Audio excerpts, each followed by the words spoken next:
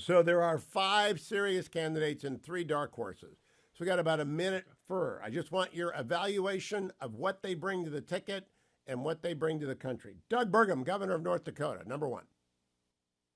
Um, the joyful boredom, the sense of stability, great financial success, a solid conservative record, knowledge about energy. He's kind of turned into one of my favorites. I think he would be a kind of a surprise pick because he's not seen as a frothing at the mouth MAGA type. He really balances out Trump, and I think a whole bunch, just as kind of like Pence reassured a whole bunch of conservatives about Trump back in 2016, he would probably play a very similar role for Trump in this election cycle. Number two, Senator Tom Cotton. Another one of my favorites, solid, reliable foreign policy experience and military experience in a dangerous world. He is probably the guy who I most want talking to Trump in a tense moment when the decisions are really difficult. So I would be thrilled by that pick. Again, because he's not a pounding the table, wild, crazy theatrical guy, I think he balances out Trump's strengths very well. Number I, three, you know, I Senator also love Joni learning about. Ernst. Senator Joni You're Ernst. going. You're starting out with the good ones, aren't you? I'm Also just doing them solid, reliable. alphabetically I at don't first. know. What's that? I'm just doing them Oh, these. alphabetically for the five serious Oh, ones. alphabetically. Okay, I was wondering if these were the dark horses or something. Again, reliable, solid, conservative. It would be also, I think, very interesting to see her in a debate against Kamala Harris. I think she actually could Oh my, probably yes. really good in that. So, yeah. Of the five people I think are serious, she's probably fifth. But if there's polling that says having a woman on the ticket puts you over the top, Trump will pay attention to that. Then Mike Pompeo, I actually think is going to defense. But what do you think about Pompeo as a vice president? Yeah, I was going to say one of the problems for Pompeo is that he's a guy you could easily see being in the cabinet, except he's already been CIA director and he's already been Secretary of State. So there's not a lot of more room for advancement for him. He's worked with Trump before. People described him as the Trump whisperer. I do wonder if he's well known enough and whether people have a little bit of, oh yeah, him, no, but I think he'd be a very solid, reliable choice. Maybe not as much pizzazz as some of the other folks, but he'd be fine. Last one on the five list that's actually the great mentioner list. Glenn Youngkin, governor of Virginia. Boy, I've interviewed him a few times, and this is back when people thought, oh, is Glenn Youngkin going to be a late entrant into the presidential race? He insists he's not interested in being president. And then I remember asking him once, like, do you ever think about being president? And he was Huh. like, next question. He did not want to get into that, So I think, look, he'd be another one who I think he would put Virginia at least in play. I don't know if he could guarantee that Trump would win Virginia. Still very popular in this state. The recent thing with the arena didn't go well for him, but otherwise, he's a very solid, reliable conservative. And again, a competent, professional, even-keeled guy who's exactly the kind of person you want advising Trump in a tense situation. Now I'm going to move to the dark horse list, and I'm going to do it alphabetically as well.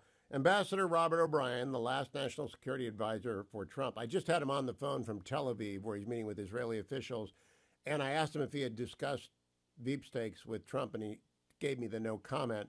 What the ambassador brings is not only central casting good looks and national security experience, but he's LDS, and that actually matters in Arizona and Nevada, Jim. What do you think? Hugh, you mentioning him is the very first I've heard of him as an option. He's actually on the short list of like people who you'd like to see as the president someday, in that he is absolutely dead serious. Understands great depth of knowledge about some of the greatest foreign policy, challenges we face, national security challenges. Probably not a ton of experience in domestic issues, but like obviously you can get up to speed and all that stuff. He'd actually be a terrific. He's in that Mitch Daniels category of guys you would love to see president someday, but who would not necessarily be easy to elect. And I don't know. Well, he's I don't know often how not mentioned because he tells everyone no, no, no, and that's because Mrs. O'Brien is hunting for me for bringing his name up occasionally. Let's go to number two on the dark horse list. Marco Rubio, who also is on the weekend shows this weekend. Yeah, I does feel like he's been out and about more, and kind of I don't know whether this is an open audition process or he just wants to stay out in the stay in the discussions. But Rubio would be fine. I voted for him in the primary back in 2016. I think he's, it's clear that he and Trump have buried whatever hatchet existed between the two of them. He'd be reassuring. I think Florida is no longer a swing state, so I don't think you really need to worry about that. I know they have that issue of if Trump and Rubio are the ticket, one of them's got to change where they're registered to vote and which state they're officially representing. And I think it's tough Got to for a be Florida Trump. senator to change that. Yeah, but they can work Got it to be out, I'm Trump. sure. He's got to go to Bedminster. Yeah. Yeah. Okay, last one on the dark horse list. Sarah Huckabee Sanders, governor of Arkansas. Checks the box. Arkansas clearly is not much of a swing state. I did just see a profile making the argument that she's basically run the governorship as an audition to be vice president, that to basically stand out that, and that some people in Arkansas were less than thrilled by that. Wouldn't be a terrible choice. I don't know if she would necessarily be the biggest pop, but I do think also her in a debate against Kamala Harris would be something worth watching. Just because Right now, Jim, on Sunday morning, I got my Chat GPT open and I asked a very neutral question.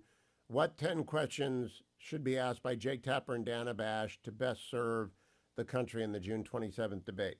We got one on economic policy, one on healthcare, one on climate change, one on foreign policy, one on immigration, one on gun control, one on education, one on social justice, one on cybersecurity, and one on national unity.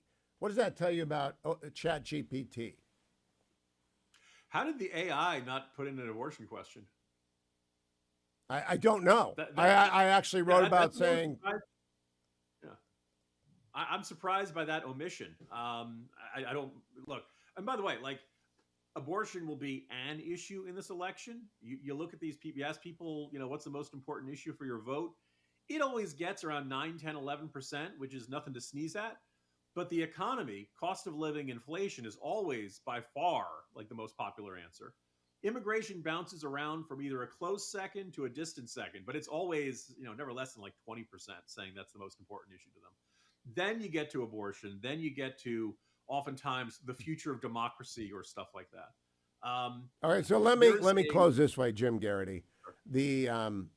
The over-under that I posted for abortion questions or follow-up in the first debate is 4. Ben Domenech took the over. What do you take? Over or under?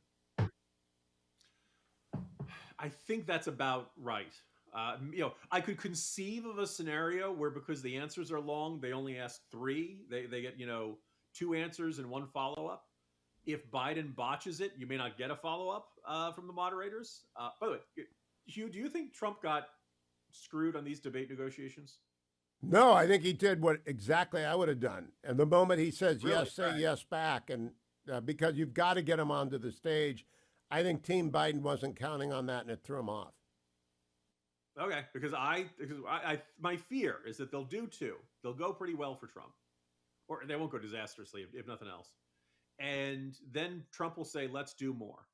And Biden's going to say, the other thing is that Biden will look old. Biden will look doddering. Biden will, and the attitude of the Trump, the more debates we do, the more we reinforce this idea that that Biden is not going to be able to finish his term. He's too old for the job. And they'll want to say, we want to do more. And Biden will say, nope, we agreed to 2. We had 2 in 2020. We did 2 this year. This is fine. And the last debate will be done by September 10th.